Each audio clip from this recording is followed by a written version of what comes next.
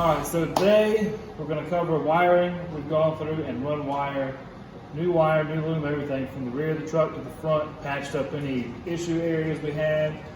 We would have soldered and used some heat shrink. This is the stuff we've been using is a 3-to-1. It looks like this.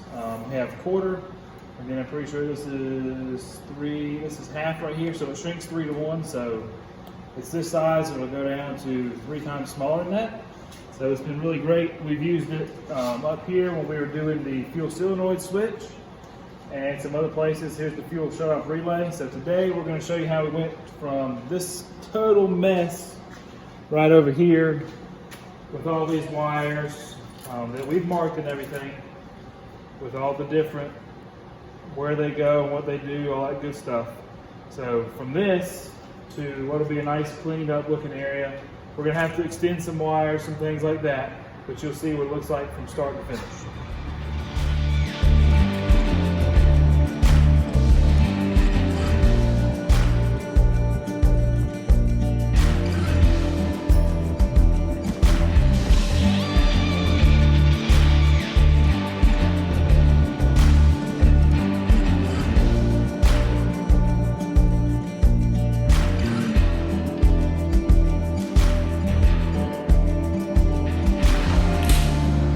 So what we've done is we pulled the entire harness out of the blue truck that we're going to be using the body and everything for.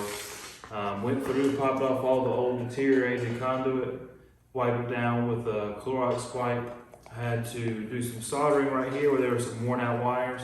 That was the biggest reason I wanted to pull it out of the truck and go through all of it before we put it into the new frame, was just to make sure there's no shorts and everything. So then what I did is we have the fuel cinder wire from the Ford right here that's going to hook up to that Ford tank that we have in the truck, and then down there on the end we have the axle speed sensor that we're going to use to hook up to the speedometer a little bit later on. And then I spliced in the Ford trailer hookup. That's the 7 to 5, the 7-way adapter, and then the regular little straight flat 4. It's all taped in there individually, so if you ever wanted to pull some of it out, you just pop the conduit off, cut that row of tape, and it'll all come off. So it looks pretty clean like this. I've got some 1/2-inch conduit. I'm just working my way down through here and installing that, and hopefully we'll get it set in the truck tomorrow. One, this makes the truck look nice and clean, and it looks like it's got a brand new feel, because it's got brand new conduit. All the wires been gone through, wiped off, and clean. But it also just gives me a little peace of mind knowing that all the wires don't have any shorts, don't have any stripped wiring that can cause a fire or cause a bad ground or a bad connection on some trailer lights or tail lights.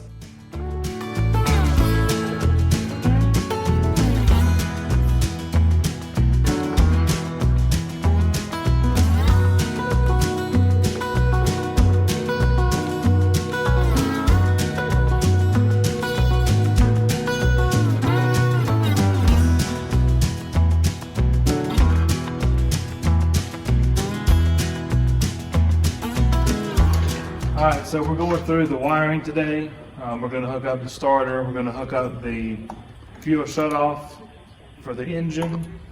What I did last night is, I got my wife to help me. We went through the diagram, took this harness out, took it to the house, went through the diagram, traced all the colors in the diagram to where they go to, and just took a little bit of electrical tape and marked everything. That way you can just go through here, you know exactly where everything needs to go, and you just hook it up.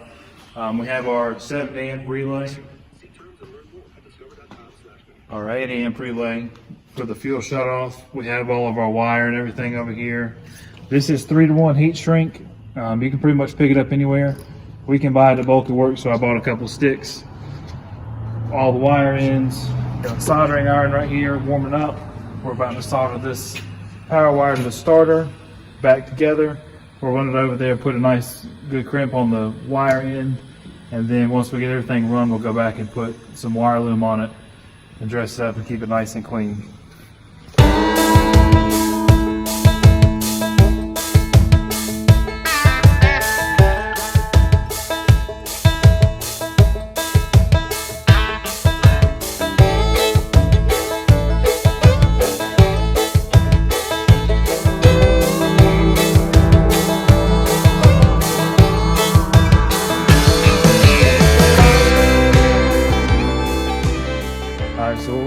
is we've gone ahead and put new ends on here to go to the starter. That's your purple and red wire coming out of the, one's coming out of the fuse block, one comes on this junction block right here.